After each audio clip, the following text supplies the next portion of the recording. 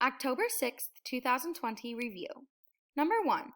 Austin is buying flower bulbs for his garden. He wants to buy the same number of tulips and daffodils.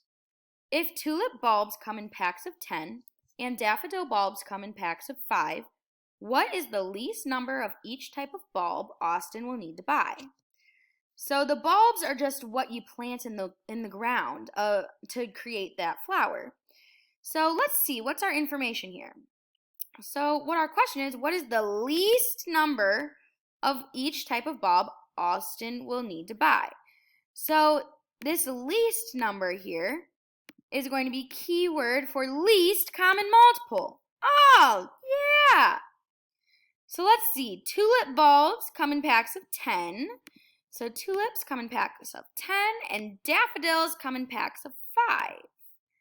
Let's do that as orange. Woo, can't really see that too well, my bad. Daffodils come in packs of 5. So what we're going to do is find our least common multiple. So our tulips come in packs of 10. Packs of 5 is going to be for the daffodils. So multiples of 10, we have 10, 20, 30, 40, 50, 60, 70, and so on. How about multiples of 5? 5, 10, 15, 20, 25, 30, 35, 40, and so on. Now, we need to find our least common multiple. So our least common multiple. So what's the first number they share? Do they share a 5? No. What about they do share a 10. They share a 10. So that's the first and the smallest number that they share. Now, it's not going to be 10 packs of bulbs. So what's the least number of each type of bulbs? So packs of 10 and packs of 5. So how many packs of tulips and how many packs of, how many packs of daffodils? So there'll be 10 overall, but packs of tulips he will need, and then packs of daffodils.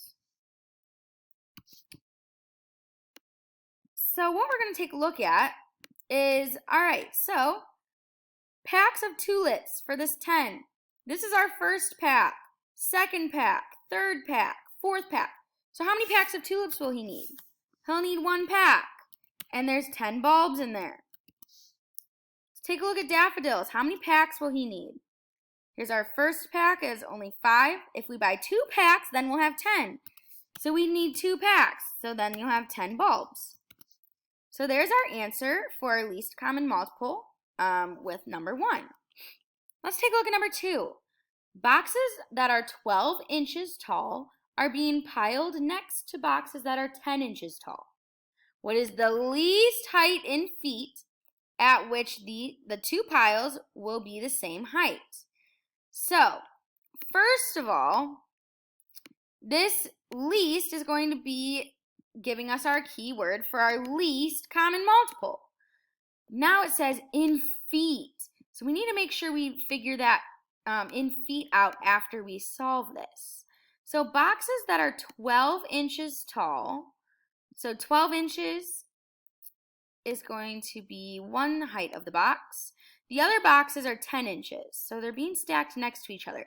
Just like if you guys think of when you go to shoe stores, or if you go to the store and you see shoes, those boxes, they're not all the same height. So they will eventually line up together, but the first thing that we're going to notice, they're different heights. So a box that's 12 inches is going to be next to stacking boxes of 10 inches. So we can have 12 inches and 10 inches. I'm going to put in for inches. All right, now let's take a look. So we are going to have 12 inches. So our multiples of 12 are going to be 12. And then 24, or again, that's 12 times 2.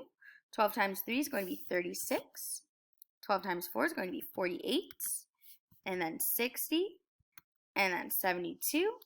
and then on and on and on. Well, yeah, 12 times 4 is 48. 12 times 5 is 60. My bad. All right, now multiples of 10.